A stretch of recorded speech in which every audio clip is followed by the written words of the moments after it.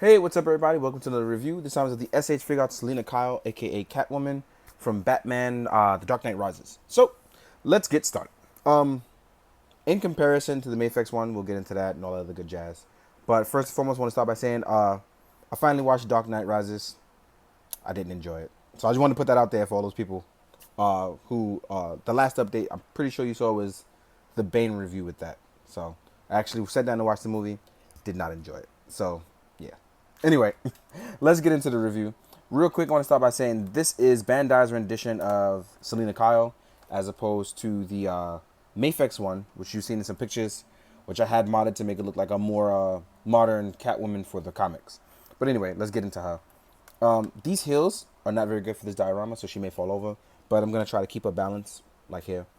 First thing I want to point out is that Bandai added a ball joint for her hair to move up. It allows for the articulation of the head. It is on a joint that actually goes up and down, and you can actually rotate it to go left and right. But I'm going to show you actually. So as you can see here, up, down, can smooth slightly side to side for left and right. As far as arm articulation goes, you use the you pull it out a little bit to get the maximum extension here when going across. Arms are single jointed, so you can get your Marlin Web going on with this. You can pose side to side. The arm can actually go all the way up and around with no issue, and there is an underjoint to manipulate bicep swivel, but it does have its limits. There's a little bit of a butterfly joint there, but not enough to give it full, seemingly enough extension. But it is very nice. The waist swivel, you can go left, you can go right. You cannot go up and down, so there is no ab crunch there. And as well as the lower crunch, slightly left, slightly right, can tuck a little back and forth. So mainly, actually not a little, I'm a lot of disappointed with the leg articulation. We're going to get into that right now. You do have thigh swivel, which is pretty good. I expected that, especially from Bandai. But here is the kicker. Her legs cannot go side to side. This is as far as they go. This is extremely disappointing.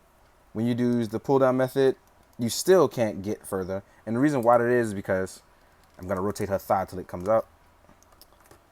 The cut here is too large, so you're going to have to shave it down if you want to do that.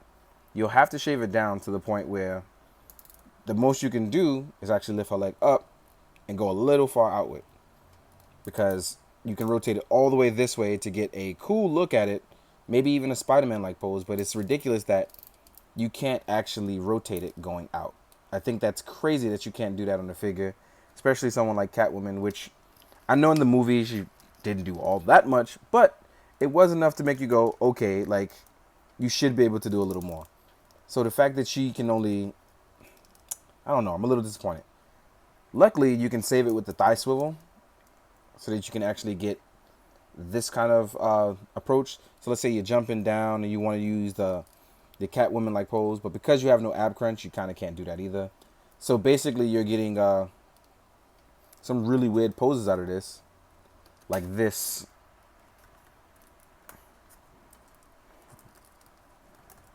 To where, again, this looks pretty crazy because it's like she's in heels. So what kind of poses is she getting? So I'm extremely disappointed by that. Extremely disappointed. And it's kind of a deal breaker on me with the figure, because although it looks really nice, articulation wise, I can't do much with it. There is a very nice ankle pivot that goes up and down, and you can actually rotate it. But that actually seems fragile as well.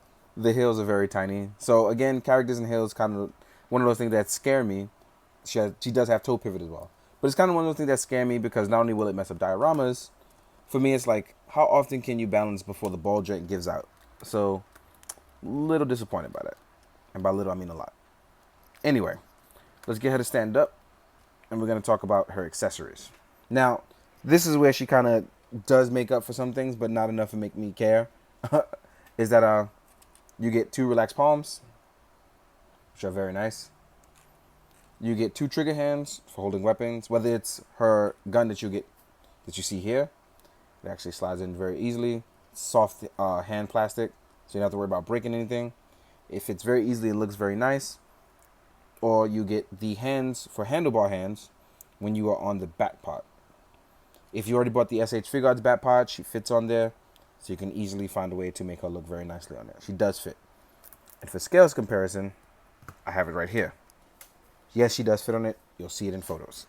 I'm not going to waste time immediately trying to put her on 8 million times. She does fit on it.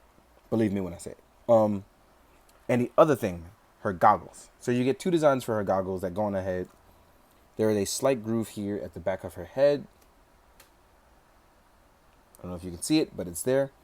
And for one position, you actually, for one set of goggles, they go up instead of the top of her head. I think these ones look crazy, and I hate that design. But if you ever want to leave it in that design, it's there for you. Or you can just pop them off, or you can use the goggles here, the ones that actually sit on her face. And I think these ones actually look really nice, a lot better than the ones that sit on top of her head. Like she's actually being a cat burglar. So I like these ones a lot, a whole lot more. So even if I wanted to leave these on, I think they look cool and they work on her. If you're doing a high-tech spy mission, they look good. Now, this is her compared to her Mafex counterpart, which I got the first one, extremely disappointed. Got the second one, was much better, but I felt the face was a little lackluster. Now, the thing I want to point out is that I think the SHF face is a little bit better, but I think the Mafex actually has it won here. Mafex has the better articulation. It does have a more, not a more seamless look. The SHF definitely has the more seamless look, but I think that Mafex actually nailed the articulation here. They did a much better job here than SHF.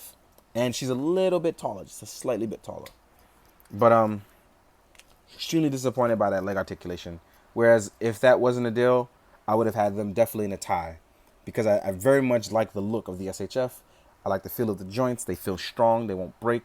But I'm really disappointed by that leg articulation. So real quick, we're going to compare her to a bunch of other things. Starting with the Dark Knight Batman. So this is the SHF Dark Knight Batman. Size-wise, they fit and scale really nicely. Not too much taller, not too much shorter. Just perfect overall blend between the two. I think it's done really well. Just for a little bit of giggles, we're going to compare her to the Mezco Batman. So size-wise, these ones actually look pretty good as well together. Next up, have her next to a Kamen Rider Cross Charge. As you can see, she's bigger than him, but they still look pretty cool. He looks a bit wider though. She looks very slim. Here they are next to a Marvel Legends Killmonger who towers over both of them. Next up, we have a Storm Collectible Scorpion. He's ready to kick ass and take names. He's gigantic, by the way. Next up, we have a 1000 Toys Carb. They actually look around the same height, so that's pretty cool. An Articulated Icons Ninja. So she actually scales with both ninjas and the carb, so that's pretty good. So size-wise, we have a lot of good things going on. It looks really good. It actually stands really well, and it does have upper body functions. It's just not what I'm used to when I get Bandai stuff. So that's extremely disappointing, especially for a figure that where the Batman actually came out exceptionally nice. So again, if you like the look, this is definitely one you can go for. If you're a completionist, go for it. But I cannot in good conscience with what's going on with the legs recommend that. Or maybe I may change my mind after messing around and doing some poses. But I just think it's disappointing that the leg can't come out. Like in here, it looks like it's coming out when in reality, it's not doing much.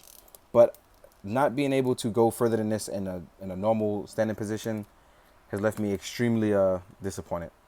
Overall, nice figure though. Very nice figure.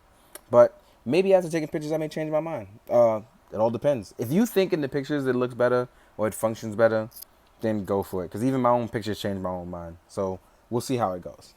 In the meantime, guys, I hope you enjoyed. Hope you found it informative. In the meantime, I hope you do good, be good, drink your water. Later.